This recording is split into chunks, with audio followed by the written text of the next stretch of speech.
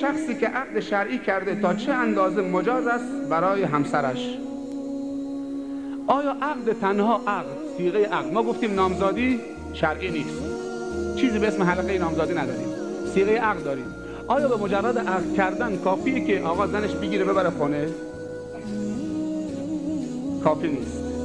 حتما باید اگه عقد در خلوتی صورت گرفته باید اعلام بشه که این زن اینه، تا مردم اگه همه خبر ندارن تو کوچه دیدن دختر فلانی با فلانی تهمت نزنن. فردا اگر اون زن حامله شد بدون مراسم عروسی تحویل گرفت زنش، زن حامله شد، نگن ها این بچه از کجا درست شد.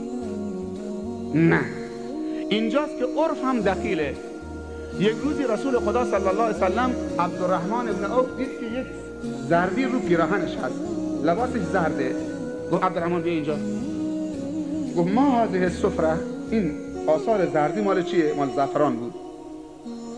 گفت که اول ترسید، بازجویی کردن این زردی رو پیراهن مال چیه؟ گفت که تزوجت البارحه، دیشب من ازدواج کردم، این مال خودم نیست که زعفران زدم به لباسم برای خوشبویی، این مال لباس زنمه چسبیده به لباس من. حتی آداب بیت الخلا رفتن و توالت رفتن هم یاد ما داده. چطوری آداب مسائل زناشویی و مسائل عروسی و نکاح و عقد و اینا یاد ما نداده؟ از کجا آوردیم؟ همه سلیقه شخصیه، هیچ ربطی به دین نداره.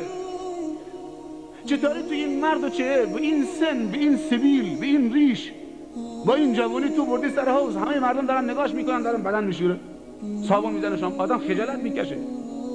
حتی بچه خودت تو همون با خودت نمیبری، خودت تنهایی دارن میشوری. چطوری این همه مردم دارن نگاه میکنن؟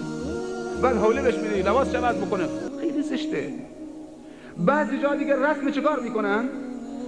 اگر شب جمعه عروسی روز پنجشنبه عصر چمدونه اطراف بندر این طرف دیگه نمیتونم، یه چیزی هست به اسم ساخت، میگن ساخت یعنی لباس زن میکنن تو چمدون، 3 تا 4 تا چمدون از خانه داماد میبرن خانه عروس. کی حالا؟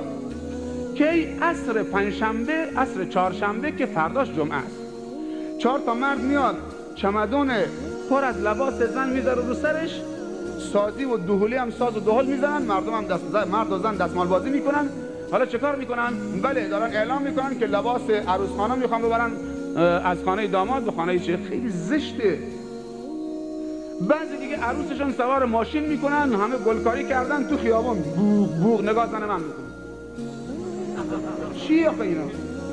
مردم تو راه خودشون میرن با ماشینشون، از بس که بوغ میزنن جلب توجه.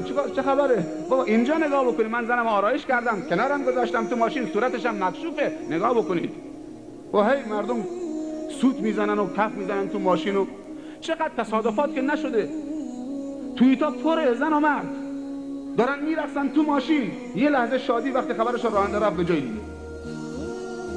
تصادفات که میشه، ناموسشو در معرض گذاشته. خیلی خجالت آوره که داره بوق میزنه. حتی وارد چه امام شده. قبلا ما دیگه این کار نمی‌کردیم، خودمون این کار نمی‌کردیم. حالا چه؟ هر یک کوچه چه؟ هر تمامی خیابان‌های اون شهر همه بوق. که چی باشه؟ این بوق از کجا آمده؟